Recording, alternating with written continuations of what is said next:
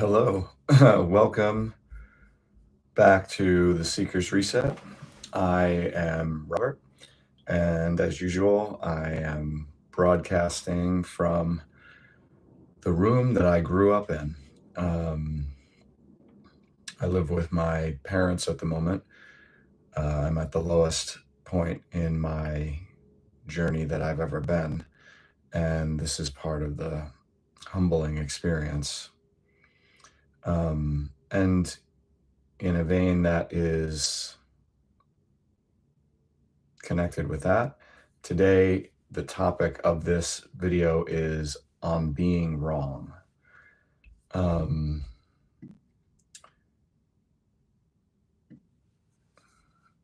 when I visited God's Way in Australia, where divine truth is the basis for everything that is done, and if you don't know what divine truth is, you can find links below. One of the things that occurred to me while I was there, as I was being, you could say, called out for a lot of really bad programming inside of me, including arrogance, entitlement, certainly anger, rage. But another one was this idea of righteousness. And righteousness is certainly connected with can be connected with arrogance. Now, it's good to be right about things and therefore to be righteous. It's not so good to be self-righteous. And it's definitely bad to be wrong and think that you're right. And what I noticed when I was in Australia was that I was actually coming up against this block inside of me, an emotional and spiritual block, which made it, and continues to this day, makes it almost impossible for me to approach a situation neutrally. In almost every situation I walk into, my default setting is that I will be right. That somehow I will be right. Whatever I discover, whatever I believe, whatever I think, like that will be the right thing. And that is devastating to one's ability to grow and one's ability to learn and even to connect with others. It's almost impossible to learn if the default setting is I'm right. In order to learn, you have to be in a state of being prepared to be wrong. In fact, almost to assume you are wrong until proven otherwise would be better than to be right until proven otherwise, unless you know for sure that you are right. And I've discovered that, like, I don't know many people at all who have a different setting from what I described, who actually come into situations neutrally and ready to learn. Now, there are people who are that way, but in my life, I have not experienced much of it. And it's a kind of an amazing awakening. They're like, not only can I be wrong, but quite frankly, on a great number of things, I am wrong and have been wrong. This is a significant component of humility. So you can't possibly be humble unless we really embrace where we're wrong, and not in some sort of shallow way, because this is the other side. Like, many people will say they're wrong. I've said it thousands of times. I'm wrong about that, or I could be wrong. But there's a difference between actually believing that and saying it. Because many of us have been taught, I was, to state the things that we're wrong about, that we think we might be wrong about, but almost in a way to prove how right we are about that or something else.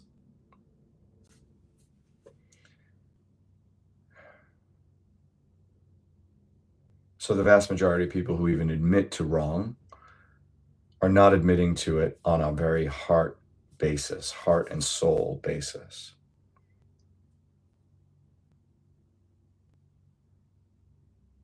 If you're like me, one of the reasons that this belief and this predisposition became more and more dominant in my life was because since I was a child, I was taught as long as I apologize for something, then everything is okay. I was never taught to really feel being wrong. I was never taught to feel responsible for learning. You know, the the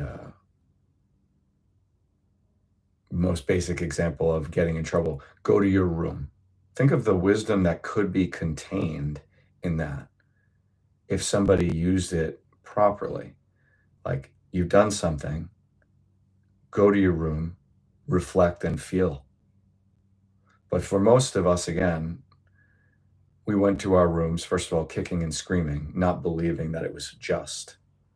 And secondly, mostly biding our time, finding something to distract ourselves, just waiting for our parent or parental figure or caretaker to come around and let us out without actually going through the process of really learning.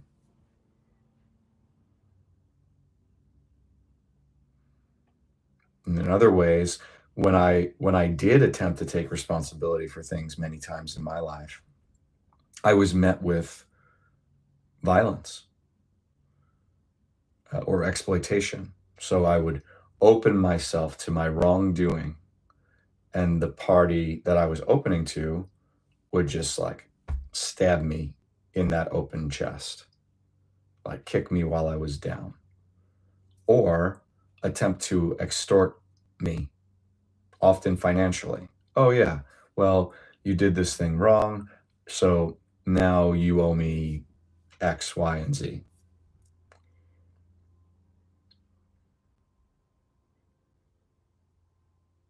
Where the other person was not really concerned with the heart and soul connection between us and the act of going through this process of learning. They were concerned with the opportunity, cashing in on the opportunity presented by the wrongdoing.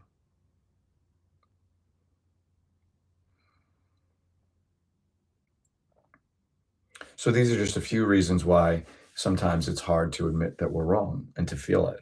And in our culture, it is very uncommon in the United States and in the West in general. Most of the time when we feel wrong, it's because we believe we're losing access to something or someone. So the feeling of being wrong is not so much actually the feeling of being wrong, so much as the loss, the abandonment, the taking away of something. So we feel the abandonment, but not the actual sense of what is right and what is wrong. And I have come to believe that, and of course through divine truth, that the mechanism that divine truth refers to, the conscience, and it may very well be that, but like the mechanism inside of us that allows us to distinguish between right and wrong is severely underemphasized. That we like I find nobody talking about it. Even in spiritual communities, most spiritual communities are not discussing how do we know the difference between right and wrong. It's pretty uncommon. I've been in a lot of them, both establishment circles like Christianity and Catholicism. Now, there are people talking about it, but it's not the order of the day, and certainly not in the New Age. So, how can we even begin to admit and feel that we're wrong if we can't even tell what is right and wrong? So we have to commit ourselves to knowing that. I'm working at this, but it is excruciating for me. I don't want it. I don't want it. I don't want to have to do it, because I'm afraid that when I admit I'm wrong, other people will capitalize on that. Because my being wrong or your being wrong doesn't mean everybody else is right. These are separate things. And so we could all be wrong, and wrong in different ways.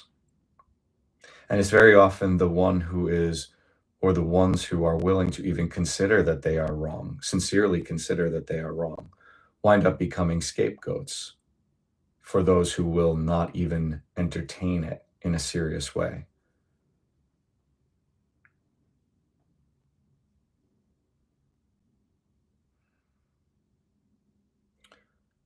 So yes, I have been wrong about many, many things. I'm only just beginning to learn what it even means and how it's affected me. And sometimes all we have is pain. Sometimes pain is the only marker that we're wrong, and we don't even know what that pain means necessarily. But it's a sign that something is wrong, right? Something is wrong. And if you believe in the precepts of divine truth, then at the end of the day, when something is wrong, it means something we are doing or choosing or have chosen is wrong. It's an immense amount of responsibility compared with what we are used to in our world. But it is the way to grow into a mature human. And I hate it. Right now, I'm really hating it. I don't even know that I'm doing it. But even just the thought of it, I hate right now. I hate the feeling of like, I'm wrong and I have to change something, and I feel like I don't know how. And I feel like I can't trust anybody, most of the people in my life, to be of assistance with it. And I feel like I can't trust God to show me. I'm afraid of God punishing me. It's another aspect of why we don't like to admit we're wrong, because many of us have a notion of God as a punishing God. So the thought of admitting we're wrong is akin to setting ourselves up for hellfire.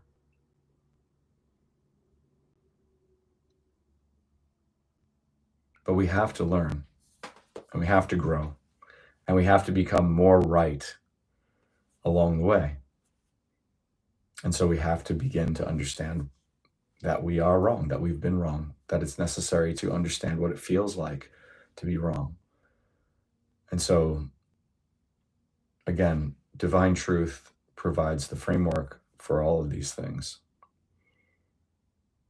But this is a very important part of where I am right now, is facing the wrongness of my life and how much damage it has done to me and others.